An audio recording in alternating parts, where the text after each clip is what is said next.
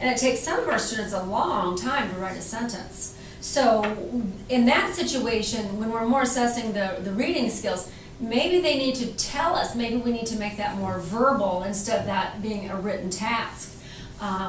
That way our class could progress, pick up the pace a little bit. The students have a little bit of downtime while we're waiting for everybody to be done and move on to the next activity.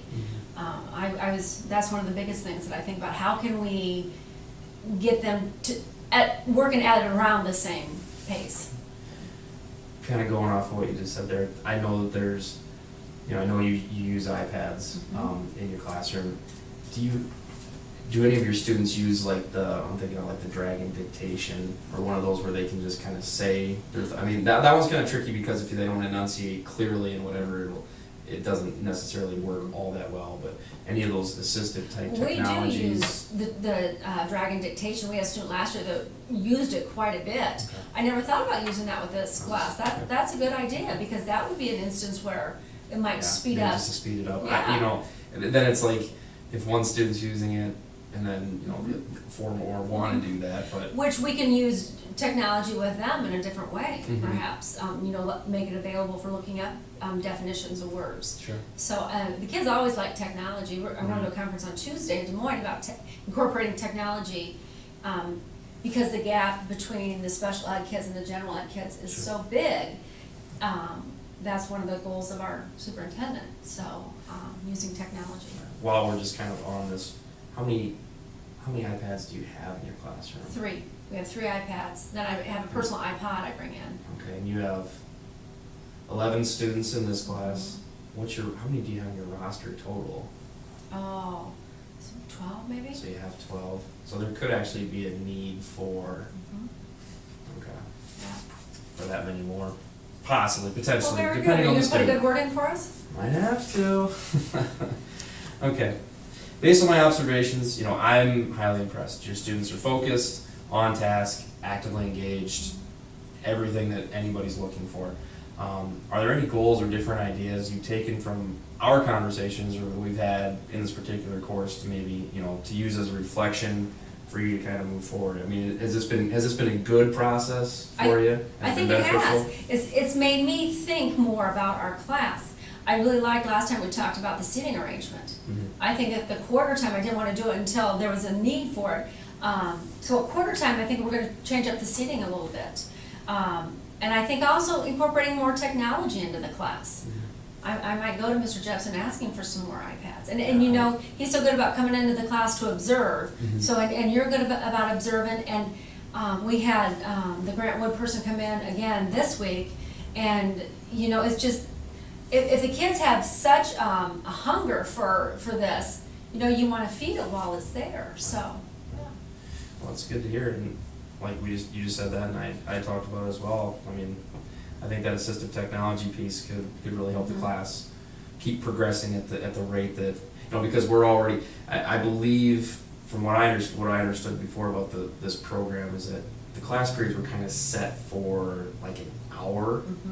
Did you go to Vinton that day? We actually went to Vinton last year, Vinton-Shellsburg last school year, and watched their system work. Well, their class periods were actually set for an hour in length. And they were using, I think the day we were there, she gave them a little bit extra time to do some things, but I think they went like 53, 54 minutes, and there was like maybe 5, 6 minutes left in the class.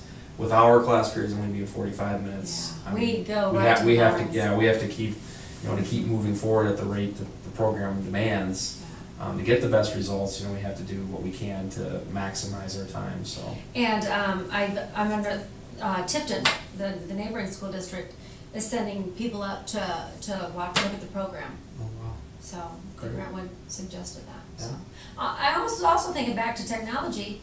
The students all have phones. They always want to get out their phones and type. I might have them bring their phones to class, and the ones that have internet capabilities, they can use their phones. Yeah. So maybe that would take up the place of the not as much iPads as we need, not as many iPads as we need. So I know some of these smartphones have you know, I can send text messages just by speaking into the, I mean, I have that capacity. I'm sure a lot of their phones and such do too. So yeah, there might be a way. There might be other apps we can get. You know, we can pay for through the school to help students get those types of things, and so obviously that's good. One kind of other reflective question before we start talking about the future a little bit more. Do you see you have some of these students multiple periods out of the day? Do you see them using these reading concepts across? I mean, are seeing some of these skills that you're using in this particular class being used in their other classes, or when they have to read other things? Actually, we break down the words in spelling class. We have a sequential spelling program. So in a writing class that I have, every day we have words that we have to break down and spell. We have new words every day, and they break them down based on the prefixes and suffixes. So those two classes together. And then we also, when we do reading, some of the words are used in the science comprehension that we read in the text. So one day we actually had the vocabulary word that we used in spelling, and we had it in science comprehension. So 3 times that day. Wow, so that's amazing. That's awesome. Okay. That's wonderful to hear that they're incorporating those skills in multiple classes, because ultimately, I mean, that's where we want to go, and we want the kids to be able to do that. So. And that'll increase their self-confidence, so which will be great. Absolutely. Confidence is the key. So now we're going to kind of talk about responsibilities as an administrator. You know, are there any concerns? I mean, obviously we kind of talked about technology and how that it wasn't really maybe necessarily a concern before, but now, you know, knowing it, okay, that could help us. You know, now obviously that's something we need to look at. But do you see, you know, do you have any other concerns about the class in general, or just any of your classes? I mean, are there any needs or anything like that that need to be met? Well, I think the administration does a nice job of working with us. We have an open door policy to our classroom, and we welcome people to come in, and you know, it does the kids good to know that, you know, I always tell them, what if Mr. Cooper walked by, our superintendent, what if Mr. Cooper walked by and came in and saw, you know, you sitting there with your feet up on the desk? I'd like to have the administration come in and see what we're doing, so that, you know, that they know that we're working with the kids and know what goes on in the classroom. So we welcome you to come in. That way when I come to you and say, Clay, we need a couple more iPads for the classroom, the kids are really getting into that, you'll know what our classroom comprises of, and you're knowing what we're talking about. It won't be a brand new concept to you. So also it allows the kids to have contact with an administrator on a positive basis. You know, our certain group of kids unfortunately get called in to talk to administration for too many negative things. They never have positive interaction with administrators. So if they actually see administrators on a regular basis, visit their classroom, stop by their classroom, you know, that kind of makes them feel good. It feels like they know somebody in high places. Absolutely. So. Okay. And that's interesting that you would, you know, talk about, you know, I believe that's a misconception that some teachers have. It's like when an administrator is going to be coming in, it's viewed more as a negative. It's viewed more as, you know, kind of a stress building type situation. And that's definitely not the point. I mean, the point is to try to work together, to be collaborative as both an administrative team and a teaching staff, to try to gain, you know, help our students gain the most knowledge that they can, ultimately.